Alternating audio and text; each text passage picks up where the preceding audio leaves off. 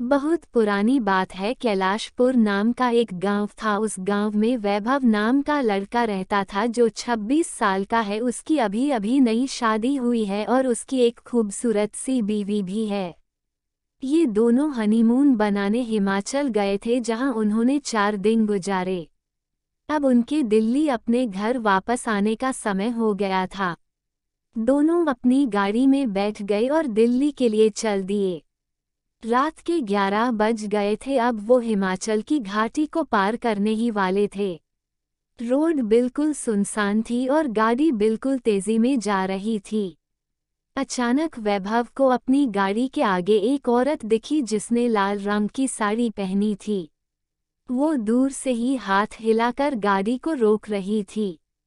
उसको देखकर वैभव की बीवी ने उसे गाड़ी रोकने से मना कर दिया क्योंकि उसको डर था कि ये कोई लूटपाट करने की चाल हो सकती है। लेकिन वो औरत गाड़ी के सामने आ गई जिससे वैभव को गाड़ी रोकनी पड़ी।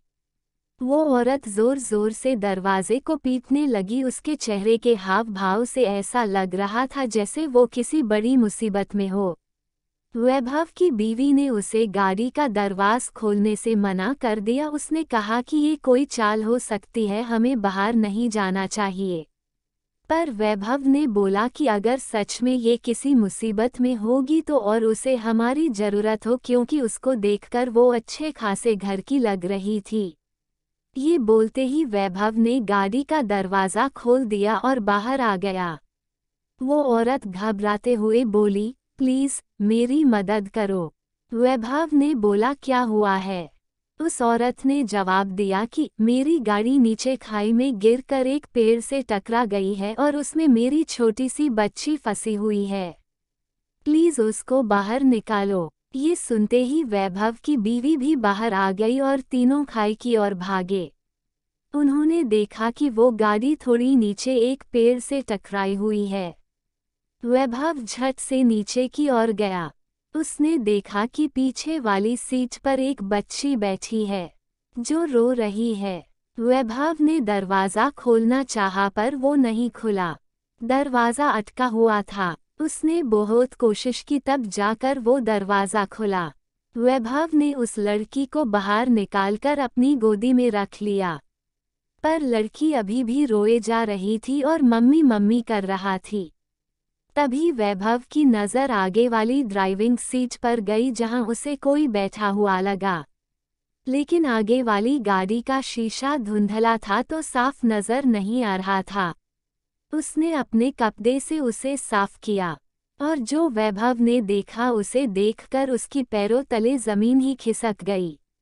उसको विश्वास ही नहीं हो रहा था। उसने देखा कि आगे वाली सीट पर और कोई नहीं, उस बच्ची की मां थी जो मदद के लिए वैभव को बुला रही थी। उसने देखा कि वो औरत के माथे से खून निकल रहा है और उसकी मौत हो चुकी है। वैभव की पत्नी ने वैभव की हालत देखकर झट से उसके पास आई और वो भी ये मंजर देखकर हैरान हो गई। ये देखते ही वैभव और उसकी पत्नी ने पीछे की ओर देखा जहां वो औरत खड़ी थी, पर वहां अब कोई नहीं था। बहुत समय पहले की बात है। खुनिया गांव के 8 से 10 लोगों की एक मंडली दर्शन हेतु एक काली मंदिर में गई थी। काली का यह मंदिर एक जंगल में था, पर आसपास में बहुत सारी दुकानें, धर्मशाला आदि भी थे। कच्ची पक्की सड़कें भी बनी हुई थीं। पर घने उगे जंगली पेड़ पौधे इसे जंगल होने का भान कराते थे। ये काली मंदिर बहुत ही जगता स्थान माना जाता था। यहाँ हर समय भक्तों की भीड़ लगी रहती थी, पर मंदिर के अंदर जाने का समय सुबह 8 बजे से लेकर रात के 8 बजे तक ही था। भक्तों की उमड़ती भीड़ को देखते हुए मंदिर में मुख्य दरवाजे के अलावा एक और दरवाजा खोल दिया गया था ताकि भक्तजन मुख्य दरवाजे से दर्शन के लिए प्रवेश करें और दूसरे दरवाजे से निकल जाएं। खुनिया गांव की मंडली शाम को 6 बजे दर्शन के लिए मंदिर पहुंची और दर्शन करने बाद मंदिर के आसपास घूमकर वहां लगे मेले का आनंद लेने लगी। मेले में घूमते घामते यह मंडली अपने निर्भयपन का परिचय देते हुए जंगल में थोड़ा दूर निकल गई। रात होने लगी थी। मंडली का कोई व्यक्ति कहता कि अब वापस चलते हैं। कल दिन में घूम लेंगे, पर कोई कहता डर रहे हो क्या, इतने लोग हैं, थोड़ा और अंदर चलते हैं फिर वापस आ जाएंगे। ऐसा करते करते यह मंडली उस जंगल में काफी अंदर चली गई। रात के अंधेरे में अब मंडली को रास्ता भी नहीं सूझ रहा था और न ही मंदिर के आसपास जलती कोई रोशनी ही दिख रही थी। अब मंडली यह समझ नहीं पा रही थी कि किस ओर चलें। खैर, मंडली के एक व्यक्ति ने अपनी जेब से माचिस निकाली और झोले में रखे कुछ कागजों को जलाकर रोशनी कर दी। रोशनी में उस मंडली ने जो कुछ देखा वह बहुत ही भयावह था। आसपास कुछ नर कंकाल भी नजर आ रहे थे और पेड़ों पर कुछ अजीब तरह के डरावने जीव जंतु इस मंडली को घूरते नजर आ रहे थे। अब तो इस मंडली के सभी लोग पूरी तरह से चुप थे। कोई कुछ बोलने की हिम्मत नहीं कर रहा था, पर हाँ, वे लोग धीरे धीरे एक दूसरे के काफी करीब आकर चिपक गए थे। फिर किसी ने थोड़ी हिम्मत करके कागज की बूझती आग पर वहीं पड़े कुछ सूखे घास फूस को डाला और फिर आग थोड़ी तेज हो गई। मंडली ने मन ही मन निश्चित किया कि अभी कहीं भी जाना खतरे से खाली नहीं है, क्योंकि वे लोग रास्ता भी भूल गए थे और उन्हें समझ में ही नहीं आ रहा था कि किस ओर जाएं। अस्तु उन लोगों ने फुसफुसाकर यह निर्णय लिया कि आज की रात कैसे भी करके यहीं गुजारेंगे और सुबह होते ही यहाँ से निकल जाएंगे। चूंकि ये लोग गांव से थे और इन लोगों का भूत प्रेतों से कई बार पाला पड़ा था, इसलिए थोड़े डरे हुए तो थे, पर इतना भी नहीं कि ये डरकर चिल्लाने लगे या भागना शुरू कर दें। इस मंडली ने हिम्मत दिखाई और धीरे धीरे करके आग को और तेज करने लगी, क्योंकि अब इस मंडली को लगने लगा था कि जरूर यहाँ कुछ बुरी आत्माएं हैं और वे इस मंडली को अपनी चपेट में लेना चाहती हैं। पर वहाँ की आबोहवा देखकर यह गंवई मंडली पूरी तरह से डर गई थी और अंदर से पसीने पसीने भी हो गई थी, पर इस डर को चेहरे पर नहीं लाना चाहती थी, क्योंकि इनको पता था कि डरे तो मरे और डरे हुए लोगों पर यह बुरी आत्माएं और भी असर करती हैं। मंडली के कुछ लोग एक दूसरे का हाथ कसकर पकड़ लिए थे और पूरी तरह से सतर्क थे। कुछ लोगों ने हनुमान चालीसा आदि पढ़ना और हनुमान जी को गोहराना भी शुरू कर दिया था, तो कुछ लोग उस जंगल की काली माता की दुहाई दे रहे थे। अचानक एक भयानक आत्मा उनके सामने प्रकट हो गई और रौद्र रूप में अट्टहास करने लगी। उस समय का माहौल और भी भयानक हो गया। अब इस मंडली के पसीने चेहरे पर भी दिखने शुरू हो गए थे, चेहरे लाल होना शुरू हो गए थे और ये लोग और कसकर एक दूसरे के करीब आ गए थे। अभी वह रौद्र आत्मा अट्टहास करके पूरे वातावरण को और भी भयानक बनाए, तभी वहां कुछ और भयानक आत्माएं आ गईं। अब तो इस मंडली की सिट्टी पिट्टी गुम। अब इन लोगों को अपना काल अपने सामने दिख रहा था।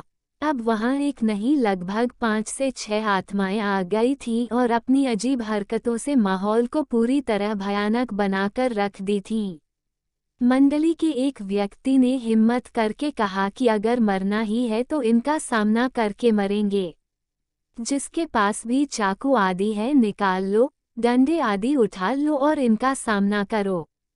दरअसल उस समय लोग अपनी जेब में छोटा सा चाकू आदि भी रखते थे और कुछ लोग बराबर लाठी लिए रहते थे।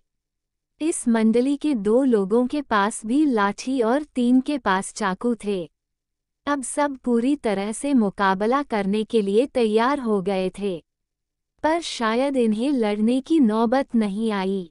हुआ यूं कि जैसे ही एक भयानक आत्मा ने इन पर हमला किया, उसका सिर कटकर अलग गिर गया और वह बिना सिर के ही खूब तेज भागी तथा उसका सिर भी भाग निकला।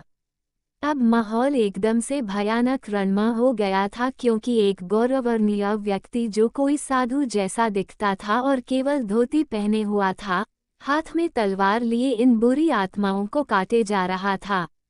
देखते ही देखते उसने सारी बुरी आत्माओं को काट कर रख दिया, पर गौर करने वाली बात ये थी कि कोई आत्मा मरी नहीं, पर सब चिल्लाते हुए अजीब अजीब आवाज करते हुए वहां से भाग निकली।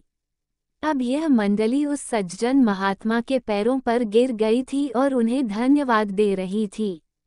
इस मंडली को उस गौरवनीय पराक्रमी महात्मा ने अपने पीछे आने का इशारा करके आगे बढ़ने लगे। लगभग 10 मिनट चलने के बाद यह मंडली एक कुटिया के पास पहुंच चुकी थी। वहां डर का कोई नामो निशान नहीं था। उस महात्मा ने इन लोगों को कुटिया के अंदर आने का इशारा किया। कुटिया में पहुंचकर इन लोगों ने अपना झोरा झंटा रखा और चैन की सांस ली। फिर बाबा ने इशारे से ही इन्हें खाने के लिए पंगत में बैठा दिया। कुटिया के अंदर से एक दूसरे महात्मा निकले और उन्होंने किसी पेड़ के पत्ते को पत्तल के रूप में इन लोगों के आगे रख दिया। फिर क्या था, उस महात्मा ने उस पत्तल पर कुछ अलग अलग पेड़ों के पत्ते रखे। ऐसा करते समय इस मंडली को बहुत अजीब लग रहा था, पर किसी में हिम्मत नहीं थी कि बाबा से कुछ पूछे।